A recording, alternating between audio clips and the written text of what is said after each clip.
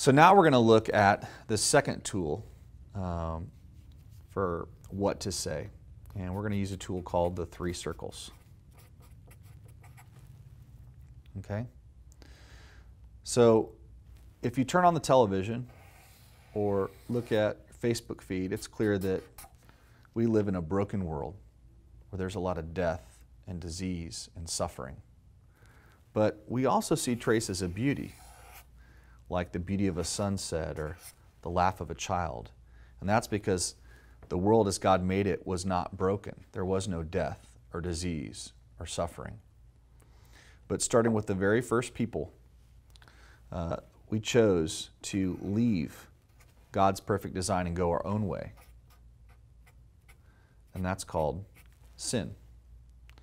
Sin is what led us to this state of brokenness and sinfulness. And we don't like to be in brokenness, so we try to get out. So for some, they think if I can just climb the ladder of success, that will get me out of brokenness.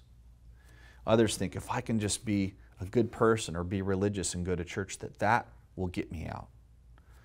And others try to drown it out with drugs and alcohol or relationships or suicide attempts.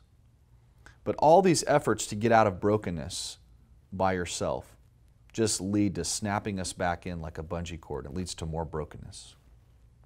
But God loved us so much, He did not want us to stay in brokenness. So He provided the only way out by doing for us what we could not do for ourselves. And that's through His Son, Jesus.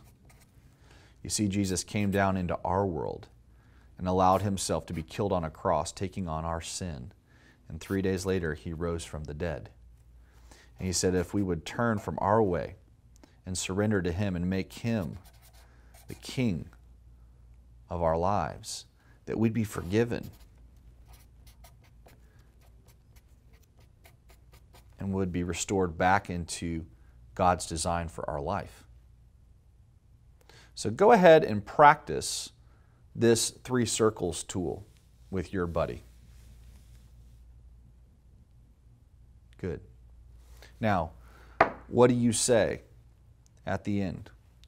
Well, I just ask, hey, which of these 2 circles would you say you're in today? Are you still in brokenness, or are you back in God's design because you've chosen to turn and follow Jesus? Well, which of these 2 would you want to be in? Okay, great. Well, is there anything that keeps you from turning and believing in Jesus today?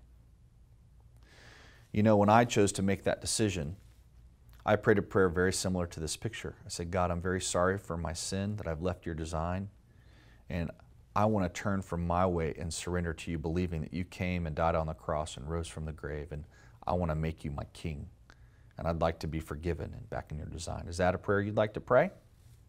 Okay, excellent. And then just help them pray that prayer. All right, so go ahead and practice the 3 circles with that follow-up part.